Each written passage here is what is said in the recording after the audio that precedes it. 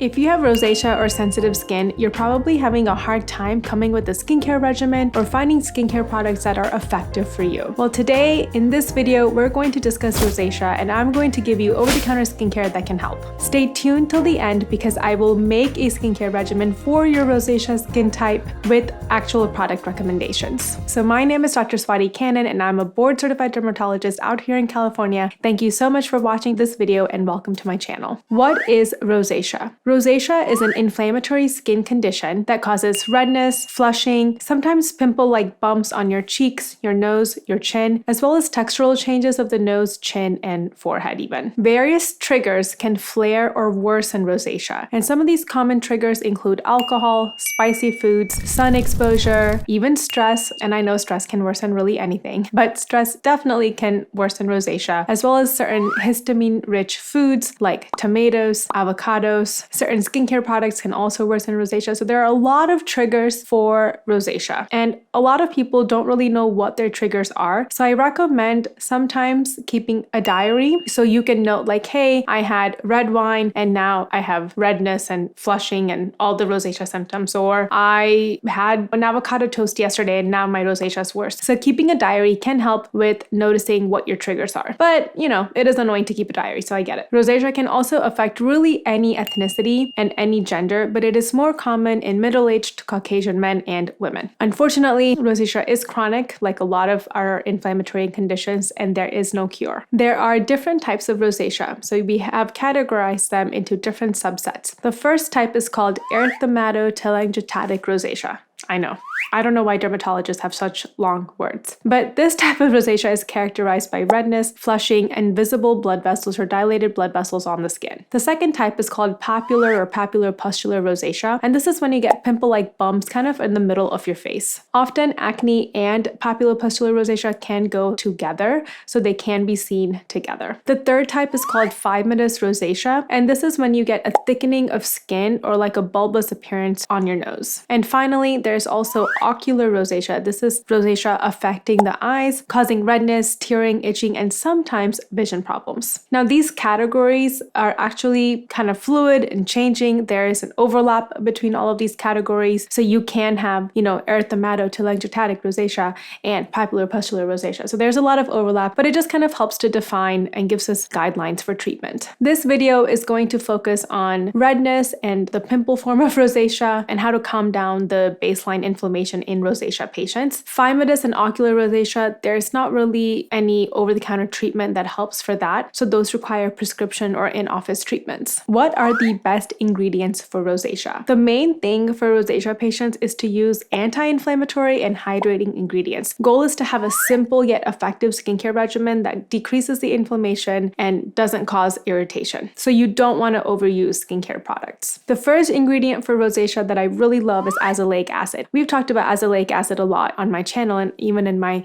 previous video that gave you ingredients for discoloration, azelaic acid is one of them. So it is one of the best ingredients for acne, for rosacea, for skin lightening. It is anti-inflammatory and antimicrobial, meaning that it decreases some of the bacteria that play a role in rosacea. Over the counter, you can find 10% azelaic acid, and we also give prescription strength, which is 15 or 20% azelaic acid. It's best to use azelaic acid at nighttime. Most rosacea patients are not going to be able to tolerate a retinoid, so you're going to use azelaic acid instead. The next ingredient for rosacea patients is niacinamide, and this is a form of vitamin B3, and again, I have talked about it a lot. Niacinamide is in a lot of skincare products, especially in moisturizers. It's helpful for redness, it is anti-inflammatory, it's helpful for hydration. It also regulates oil production, it reduces the appearance of pores. So it's really an overall great ingredient for rosacea patients who also have probably all these other issues. I don't recommend using niacinamide above 5%. I recommend staying under 5%. So Naturium has a 5% niacinamide gel that you can try. Also, a lot of moisturizers, sunscreens, they do have niacinamide, so you don't have to use niacinamide separately. I actually recommend using niacinamide in a moisturizer or in a sunscreen versus by itself. Tranexamic acid is the other ingredient for rosacea. I definitely have it in my previous video where I talk about how helpful it is for hyperpigmentation and melasma. It is also so helpful for rosacea because we now know that TXA regulates blood vessel formation. Excessive blood vessel formation and dilation of blood vessels is what causes the redness and the flushing in rosacea patients. And so when we can regulate it, we can really minimize the appearance of redness. TXA is also very gentle, so it is very well tolerated by most rosacea patients. The one that I like is the Naturium Tranexamic Acid Serum. This contains 5% tranexamic acid and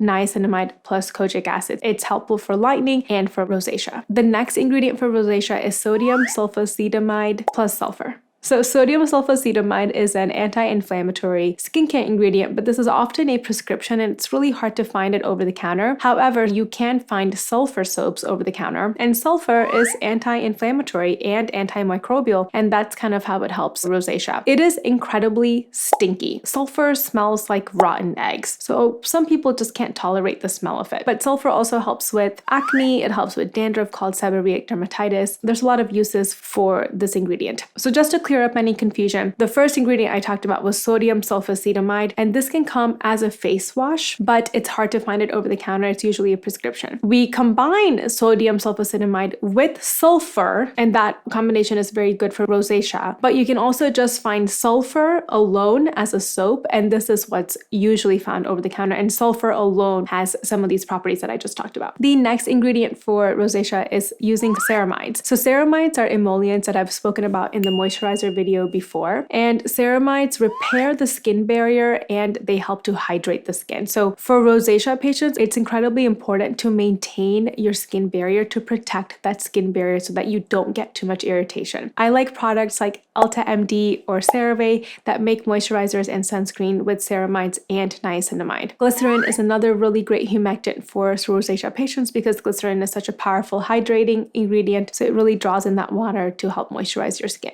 The next ingredient for rosacea is called Acetyl tetrapeptide 40. So remember in my peptide video, and I don't know if you guys watched it. If you haven't watched my peptide video, please go check it out. But in my peptide video, I talked about certain peptides that are anti-inflammatory. And acetyl tetrapeptide 40 is an anti-inflammatory peptide that can be very helpful for rosacea. It helps to reduce inflammation as well as redness. It also helps to maintain the skin barrier and to protect the skin barrier function. There are also other peptides that can be anti-inflammatory. In fact, Paula's Choice Peptide Booster has multiple peptides, several of which are anti-inflammatory and can be very helpful for redness and rosacea patients. By the way, if you're enjoying and learning from this video, please hit the thumbs up button and subscribe to my channel. And please also share this video with others who would find it helpful. I am trying to grow my channel in 2023, so I am very grateful to all of you who are watching, commenting, and interacting with my content. Another really great rosacea ingredient is called, and I'm gonna butcher this, Camellia sinensis.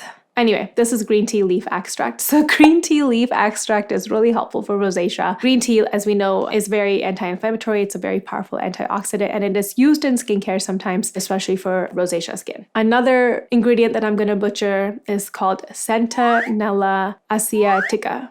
Definitely can't pronounce that, but we're going to continue. So Centinella asiatica. In India, we actually have this ingredient as well, but we call it Gotu Kala, and it has many, many benefits. I actually remember taking Gotu Kala when I was little for colds. It is a powerful antioxidant, it is anti-inflammatory, and it also helps a lot for inflammation with rosacea patients. So it has become a lot more popular in America, and it's become a lot more popular in skincare recently in the last few years. So Beauty of Joseon is a Korean skincare brand that actually has a serum that contains the green tea leaf extract, Centinella asiatica, and vitamin B5. So it's very calming, it's hydrating, and it's also fragrance free. So for rosacea patients, that's like a winner. Have you guys tried Korean skincare products and Korean sunscreens? If so, please let me know and comment below. I really love how Koreans approach skincare with their hydrating and calming ingredients. So I think I'm definitely going to make a YouTube video about it soon. But let me know what Korean skincare products you have tried so that I can also look into them. Dr. Jart Cicapair Tiger Grass Serum.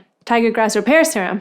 This has Centinella asiatica and niacinamide. It also has like a greenish tint, so you can use it in the morning because the green tint helps to cover redness, and then it's anti-inflammatory for the actual rosacea component. Dr. Jart Cicapair, is it Cicapair or Cicapair?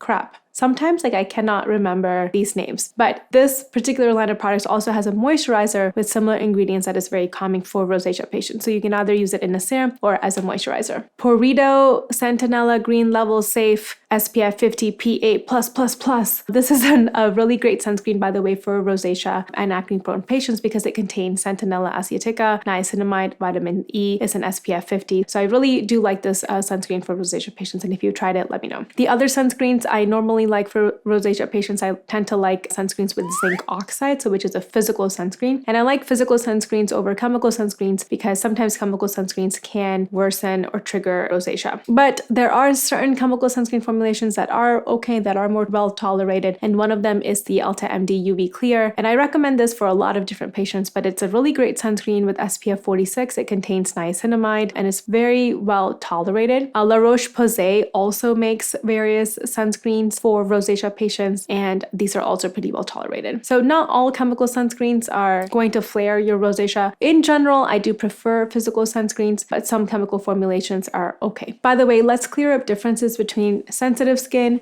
rosacea, and having allergies or rashes to certain skincare products. So sensitive skin, that's a broad category of patients. That just means that you can't tolerate skincare more readily. This includes your rosacea patients, but you can also have sensitive skin without having rosacea. Sensitive skin means you're more likely to get rashes or irritation or acne more easily. So it's really a broad category that includes various skin types. Rosacea is what I just said earlier, where you have dilated blood vessels and can be characterized by flushing or pimple-like bumps. This is different than people who get an allergic or contact dermatitis or a rash from exposure to certain ingredients in skincare products or to even certain metals or to other types of preservatives. So the most common example of contact dermatitis is nickel dermatitis. And dermatitis, by the way, just means inflammation of the skin. So that's a very non-specific term. But nickel dermatitis, and you might have seen this, is when patients or when people get a rash around their belly button because of coming into contact with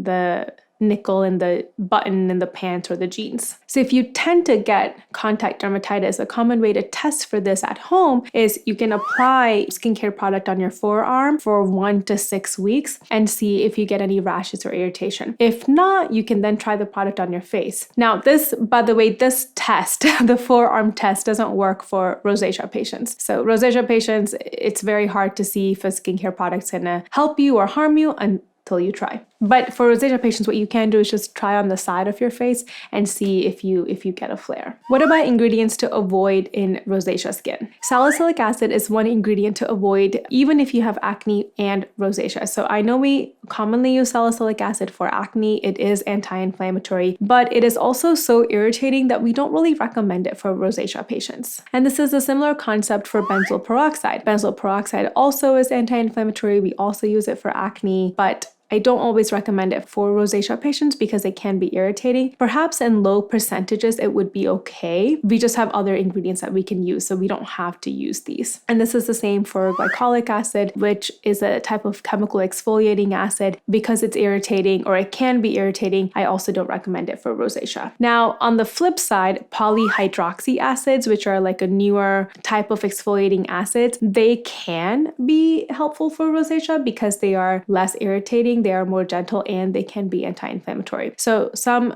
rosacea patients can try polyhydroxy acids. By the way, not everyone needs to exfoliate. So your skin naturally exfoliates on its own. You don't have to use a chemical exfoliant like glycolic acid or polyhydroxy acid to help exfoliate. So don't feel the need to do so. Other ingredients like witch hazel, menthol, camphor, those all cause tingling. That doesn't mean, by the way, it's working, but they're all kind of these tingling, irritating ingredients, and I don't recommend them for rosacea. Other astringents or toners that contain alcohol or heavy content of alcohol, definitely avoid this if you have rosacea because it can be so drying. On the other hand though, rose water toner can be helpful because rose water is calming, and I actually made this video that talks about at-home remedies for skin, hair, and nails. If you're interested, you can definitely go check it out. Fragrance, if you see that on the label, that could potentially also be irritating for rosacea, so I would be mindful about it. But by the way, when you're looking at fragrance and alcohol, you have to also see where it is on the ingredient list. So if alcohol is like the 6th or 7th ingredient in the ingredient list, it's probably going to be okay and it's not going to dehydrate your skin that much. But if it's in the top 3 ingredients, then that means it that skincare product has too much alcohol and it could potentially dehydrate your skin.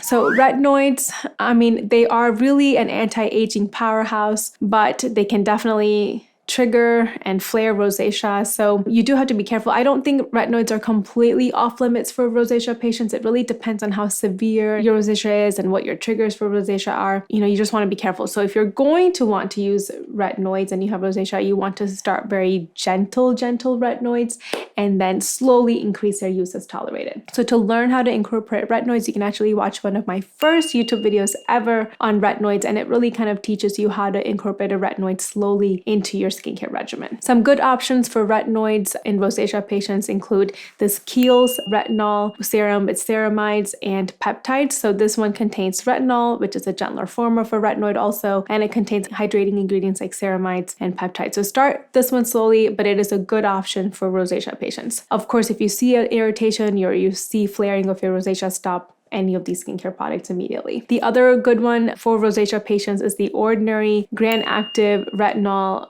Emulsion. Grand Active Retinol is a much gentler type of retinoid, so it's really great for rosacea and sensitive skin types. And this one also contains squalene and bisabolol, which are ingredients that help with inflammation and hydration. And it doesn't contain the shark squalene, but the vegan version of squalene. Now, how would you combine all of these ingredients for a skincare regimen? In the morning, you can use a gentle cleanser. So you can actually use the sulfur wash or a prescription sodium sulfacetamide wash like I talked about earlier. Or you can just use a gentle cleanser like the La Roche-Posay Toleraine Hydrating Gentle Cleanser or a Cerave Gentle Cleanser. After you clean your face, you can use one of the green tea serums like the Beauty of Joseon green tea serum or the Dr. Jart Cicapair serum, followed by a moisturizer and then sunscreen on top. So your moisturizer recommendations include like the Dr. Jart Cicapair moisturizer or a Vanicream moisturizer or a Cerave moisturizer. Really anything that's gentle and contains ceramides is a good moisturizer for rosacea patients. And you would then follow this up by a sunscreen like the Eltamd UV Clear Sunscreen, which also contains ceramides and niacinamide. At nighttime, you can again clean your face and make sure you use a gentle cleanser to wash off even the makeup of your face. You can then use a gentle retinoid like the Kiehl's retinol serum, or you can use azelaic acid at nighttime. So if you're going to use azelaic acid, you can actually use it every single night as long as you don't get irritation. But if you want to start a retinoid, then you can use a retinoid twice a week and use azelaic acid on the other nights. You would then follow this up with a moisturizer as well. And some good moisturizer for rosacea patients include Eltamd PM Therapy or that Dr. Jart Cicapair moisturizer that I talked about earlier. On a side note, if you do wear makeup and heavily tinted sunscreens and you have rosacea, I still recommend that you double cleanse. So you can watch this video on double cleansing to learn how to do it well. For rosacea patients, I don't want you to use any cleansers that strip the moisture off your face. So to remove the makeup, I recommend the cleansing balms like the Pharmacy Green Clean Cleansing Balm, which is very hydrating. And then you would follow the cleansing balm with a gentle cleanser. An alternate skincare regimen would be this. So in the morning, you would cleanse like I talked about above. You can then use a vitamin C serum, and we'll talk about that soon, followed by a moisturizer and then the Eltamd sunscreen. At nighttime, again, you can double cleanse, use your azelaic acid, and then a niacinamide moisturizer. So as you notice, I did mention vitamin C, even if you have rosacea, and vitamin C can really help with rosacea because it is anti-inflammatory, and so it can help with some of the flares that rosacea patients have. However, certain forms of vitamin C and high concentrations of vitamin C can also flare rosacea. So if you want to learn how to use vitamin C and you have rosacea, make sure to check out this video that I have on vitamin C, where I give vitamin C recommendations for rosacea patients, and you can learn how to use it in your skincare regimen. So thank you so much for watching this video. Please hit the subscribe button, and I will see you in the next one.